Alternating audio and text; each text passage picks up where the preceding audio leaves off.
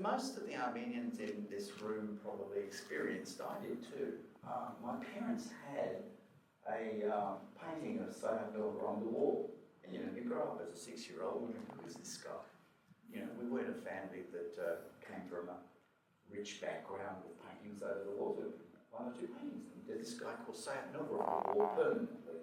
Yeah. And so as a result, that sort of had a meaning. And then later in life, you realise, and by later I mean by the time you're 8 or 9, you realise that the guy's a singer, and your family is singing his songs. So, for those that don't know, Sayat was basically the Shakespeare of Armenian music in the 18th century. Now, Vigen, when we were talking, I think last week, and you said it also in your introduction, you made the point that the film isn't your classical biographical film, it's not a biopic per se. And interestingly tonight, you were just saying that it has elements of Parajanov's life or experience as well. Can you speak to that? Yeah, I mean, I think it's very clear from the film itself that the director wasn't particularly concerned about historical detail and or biographical detail. In fact, for example, there are different versions about where Sayat was actually born. In Sayat's own sort of writings, he mentions that he's from Tiflis, but historical records indicate that he was actually born in Sanahin, where a lot of the scenes in the beginning take place. Yeah, so, and Parajanov took that version, but he wasn't particularly concerned about being faithful to any particular kind of historical fact. It's more about him trying to convey the atmosphere and the spirit of a particular era and a particular place, which I think he achieved brilliantly, but not so much through this kind of museological interpretation or let's say reflection, but through reinvention. So a lot of the costumes that you see in the film, and also a lot of the rituals or the ritualized choreographed movements that you see in the film are pure invention by the director.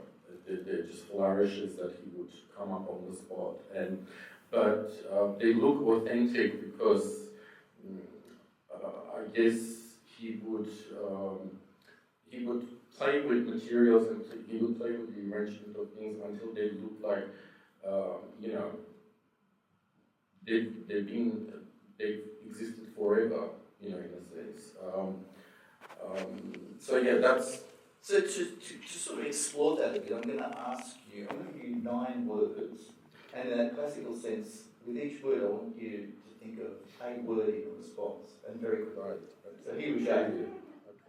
Sayat Nova. Eros. Tiflis. Cosmopolitanism. Folk arts and crafts. Authentic. Nationalism. Bad. Music. Music is tough. I don't know. And thinking of this era, spirit. I don't know. Spirituality. Radio Yerevan in the 60s. Irony. The role of art and artists in the 60s while this is being made in the Soviet Union. Well, in one word. That's freedom, essentially, yeah. Second last word. Yeah. Traditions. Conflicted. And then finally, being multilingual, because this film is full of languages. Yeah.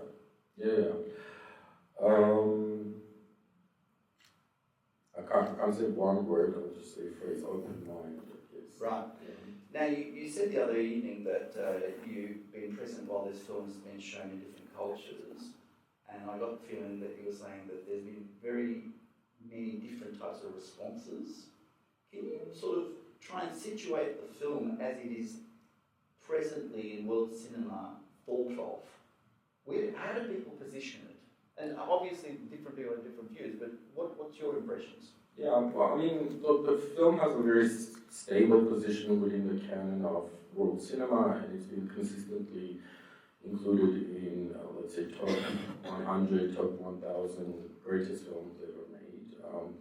And there are many, many notable directors who cite this film as a key influence on their work, everyone from Scorsese to more recent filmmakers like Tarsem Singh. And its impact is so evident today in popular culture that which doesn't quite happen with films like this, because this is a very oblique, very difficult to access film that has a very specific form. It's not narrative cinema, it's closer in spirit and form to, let's say, experimental or underground cinema in some ways. So that kind of crossover doesn't happen normally in sort of popular culture. But it did with Parajanov's film, because I think a lot of what he does is very easily translated into other forms, other cultures, other situations. And we've seen how everyone from pop artists to advertisers to fashion designers to interior designers have taken ideas from this film and have used it in their work. So you have like Parajanov-inspired interiors and Parajanov-inspired fashion collections, and Lady Gaga making a music video directly. Well, she was preceded by Madonna, in fact, in the 1980s, who made a music video inspired by this film, and even REM. That's shown in that. Yeah, so I think it has a very very anchored position in world cinema today, and audiences react differently, but I think there's also a very consistency as well, because it's a very sensory film, and it doesn't matter what culture you belong to, like if you're open to this film, you will feel it. So going on that sensory thing, one thing I noticed this evening more than ever, he's credited as the choreographer as well as the director, a few other things, and he's famous for his painterly collage work. What's up with this amazing ability to be a choreographer? What's going on there? Where did he get that from? I think as a child, he studied music, so he had a very innate sense of rhythm and melody, and I think he was also taken to ballet classes. So yes, he actually knew dance quite well. But also, Armenian and Georgian cultures are very sort of dance-centric. The dance is very much part of the folk culture, and urban culture as well. But I think with Parajanov, it's coming from a city like Tiflis, where he was born, movement and the choreography of the body was such an important part of the lifestyle. How body language was everything, because the actual spoken language, you couldn't express certain things. So a lot of things were expressed through body language, and they had to be, people had to read the subtext. So I think you can see that reflected certainly in the choreography in this film, in the way he turns body language into a system of signs. So my last question before we go to audience questions. Now this is a deeply personal element of the director, in that he's got Sofiko Chiaureli playing as the lead actress, playing the roles of male as well as female, of Sayat Nova, as well as the love interest, the princess with the constant white, black and red veils across her face. We know about the personal life of Parajanov himself. What do you think was inspiring him to make that decision of having the one actor playing all these roles? What's going on there? Is there something personal there, do you think? Given his sexual leanings are multiple directional? Yeah, I mean, he was bisexual. That's a well-known fact, and I think certainly that was a part of his perception, that's how he saw the world. The fact that he fell in love very easily, Parajanov. So if he saw somebody beautiful, and it wasn't necessarily sexual, like he just see somebody beautiful and just like kind of attach himself to them or draw them into his orbit. And I think that's where that's coming from, the fact that he doesn't see these sort of gender roles in quite the same way that patriarchal societies like Armenian one or Georgian one or even the Soviet one. But in the Soviet Union also gender norms were slightly different to what we have today, obviously. And that also in a sense comes from this Soviet experience as well to a degree. Although the decision to cast Sofiko Chiaureli as both the poet and his love interest was absolutely scandalous at the time and nobody could understand it. But I explain it in more sort of artistic ways, in the sense that Parajanov wanted to convey this idea, and everything is metaphorical and allegorical, that the poet is so taken up by his love for Princess Anna that his ego entirely dissolves in his beloved's image.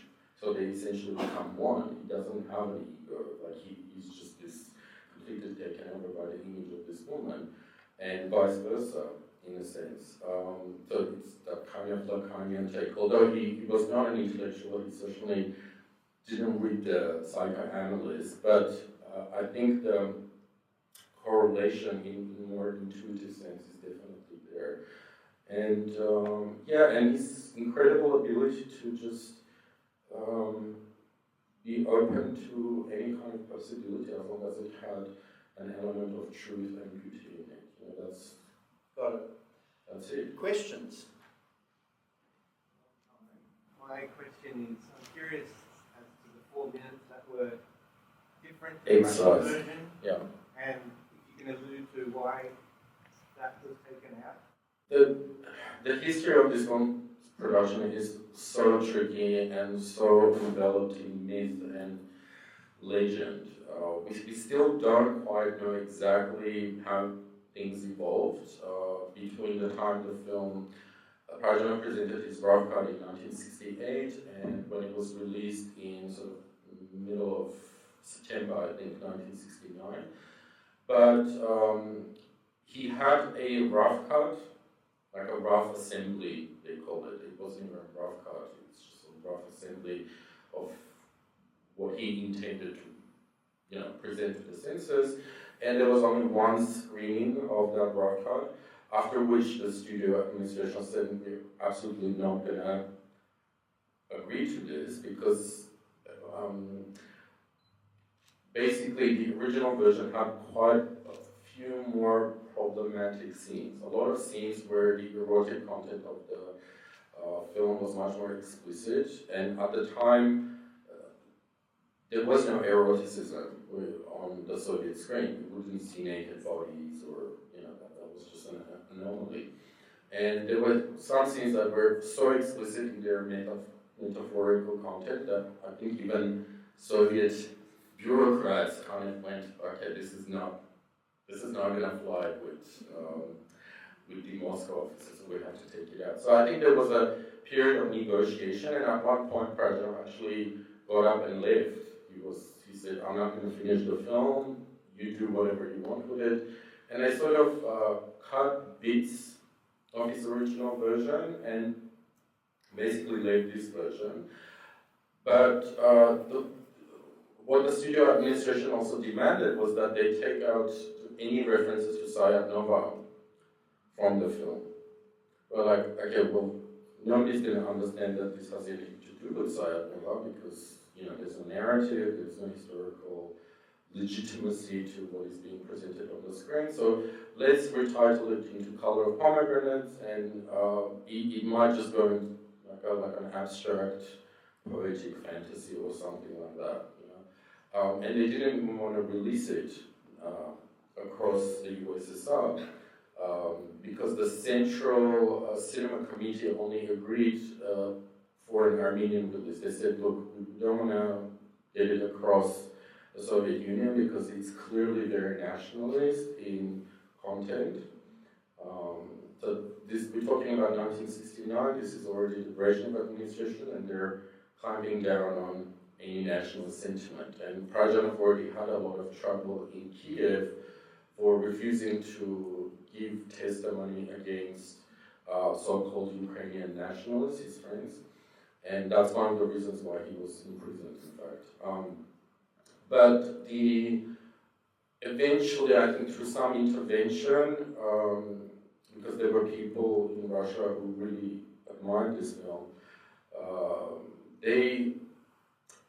Sergei Parajanov, who was a very notable director in his own right, agreed to do a cut of, a separate version which clarified the film, made it look like more like a fairy tale. They inserted chapter headings and clarified each scene, each, let's say, sequence, in terms of its context. And the stuff that he took out he didn't take it out for any particular reason, more like just to maybe speed up the action and just make it more concise. Because there are a lot of, in the Armenian version, there are a lot of long, stretched out sequences where there's basically no movement or no sound. There is, in fact, also a problem, not a problem, but you can see it, that there are long stretches without sound in the film. And it's also very clear that they have censored elements of the soundtrack where there are references to Sayat Nova. In fact, in the last scene where the Mason is telling him sing and die, you can see that his lips are actually saying Sayat Nova sing, Sayat Nova die, but all you hear on the soundtrack is sing and die. So that's part of that whole censorship process. But personally, I think, ironically enough, what the result of that censorship is a film that is infinitely much more abstract and experimental and radical than Parajanov would have done. Because Parajanov original version, if you're reading the script, is actually quite a bit more conventional. It's almost like a picture book in a cinematic format, with these clear chapter headings, etc. So you have a basic idea about the structure and the sequence of events. This card makes it a lot more ambivalent and ambiguous and oblique, hence a lot more. Thanks, Vigen. Radical. Another question? If you didn't read philosophers or psychoanalytic theory and all that, do you think that helps his images be more raw and unfiltered? And if he didn't read, say, theorists, where did he get his influences from? Thank you. He's on record saying that he's not an intellectual. I think he claims to have read only 2 books or something. But he had this fantastic ability to just draw information from everywhere, from people, from images. So while he wasn't an intellectual in the sense that, he sat there and read all these tomes and theories and histories, whatever, he had a very, very good awareness about, for example, world art history, because he did go to the university after all, so he was taught art history, he was taught visual studies, anthropology, all this stuff, ethnography, and he visited museums. But he processed that through a very sort of emotional, personal prism. And he drew a lot from cinema as well. So he was deeply influenced by Italian cinema. Yeah, so one of his great influences was Pasolini, whom he admired. And of course Tarkovsky, Good friend. Yeah, so yes, if he was an intellectual in that classic sense of the word, I think the result I mean, we wouldn't get this at all, because he's, when you see the documentary following this film, you will actually witness his working process. He's making things up on the spot as he goes along, following a certain kind of artistic intuition about what makes the perfect composition and what makes the perfect shot. So when you intellectualize this, whatever he wants to achieve, I mean, he would have had a certain idea about what he wanted to get, like what was behind, but he'd already made several narrative films. Oh yeah. And he's made, his Ukrainian films are very standard narrative, straightforward linear narrative films. So it's not a question of his filmmaking abilities or film training, because you see him perfectly able to create a standard narrative comedy or a love story or whatever with classically trained actors. So that wasn't an issue. It was more him abandoning all of that and trying to come up with an entirely different form of cinematic space and cinematic movement. And yeah, it's that inner culture, I guess, that he accumulated from when he was a child, because his father was an antique dealer. So he grew up with all these amazing objects and stories and narratives that he would just accumulate, and that's a knowledge of different kinds, Thanks, Vigen. Yes, way at the back. The question is, because I've seen this film now so many times, and I think this time I actually sort of got it, how actually blatant and honest and open his approach is. He's actually telling you very, very clearly what he's doing. He's saying that the world is a window. He's examining it through all those different windows, ranging from paintings to icons in the Eastern Christian tradition. Yeah. Well, it's a world that he's opening a window to, so there are, I guess, windows that we don't see, and only an artist can open those windows. He is rethinking what cinema can be. And again, this is also something that he is on record saying. It's like, well, cinema is movement, yeah, it's time, it's movement and time, but I want to create a cinema that is closer to those archaic forms of narrative and artistic expression and kind of the bas reliefs or the miniature paintings.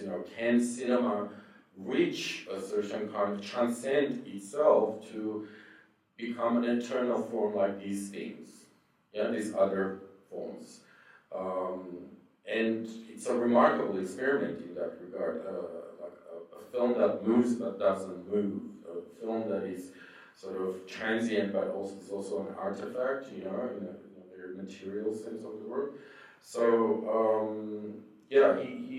he is creating an entirely new form of cinema that then didn't, of course, stick around in narrative cinema. I mean, lots of people tried to mimic what he had done, but I think what, of course, Parajanov's trajectory was continued more in sort of performance art and sort of new media art and like experimental cinema, that in the realm of contemporary art, let's say.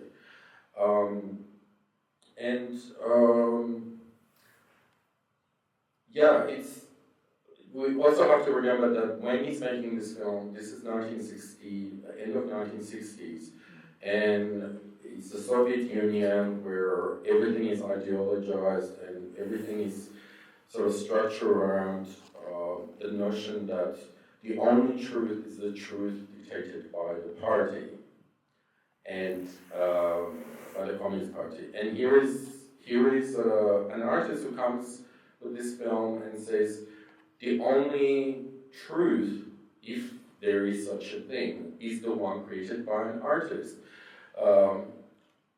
Because an artist is able to see the bigger reality, to see beyond reality, to create alternative reality, to open doors to things that are not visible to the eye. So with his ability, like he takes mundane objects and turns them into these incredibly, metaphysical elements, and only an artist can do that, like see a piece of rubbish and suddenly turn it into something sacred and,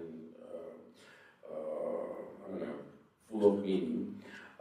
And this is why this film is also political in that sense, because when you come and say, well, the only person, the only thing that can tell you what the truth about the world is an artist, that completely contradicts the party line.